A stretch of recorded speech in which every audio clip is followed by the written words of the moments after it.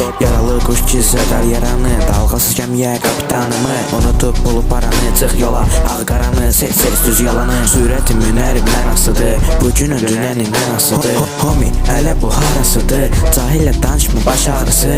Üstümdə adidasıma beyin pas, yaxşılıq hələ bitməyib rast. Bilmərsən açan gələr əcəl infaz, söz çox amma yazmağa bir tas. Mənim sərfətim quldan baha, heçsən gözümə pulun qolundan. Nə qadir olduğumu bilir onlar, doğruları deyənin bağlıdır qollar. Mənimlə oynamadan öncə düşün, neçə son olmadan öncə düşün. Bu yol bitmədən öncə bir düşün, yazdığımı az adam başa düşür. Mənimlə oynamadan öncə düşün, neçə son olmadan öncə düşün. Bu yol bitmədən öncə bir düşün, yazdığımı az adam başa düşür. Spontanam necə montana, girib ortama səs sal bombalar. Tonlarım qalmaz onları, rap-rapim axır yolları qollarıma. Bu biri dünyadan olacaq düşün, insanın keyfiyyətə düşür. Çünki sənə bir dəfə sən gedəndə onlar demək sənə işləri düşür. Qırmızı xalçalara palçıqlı ayaqqabı ilə bas, qırmızı xalçalara palçıqlı ayaqqabı ilə bas, qırmızı xalçalara palçıqlı ayaqqabı ilə bas, qırmızı xalçalara palçıqlı ayaqqabı ilə bas.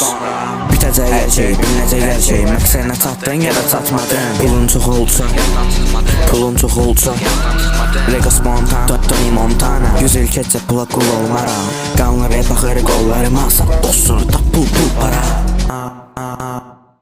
Mənimlə oynamadan öncə düşün, neçə son olmadan öncə düşün. Bu yol bitmədən öncə bir düşün, yazdığımı az adam başa düşür. Mənimlə oynamadan öncə düşün, neçə son olmadan öncə düşün. Bu yol bitmədən öncə bir düşün, yazdığımı az adam başa düşür.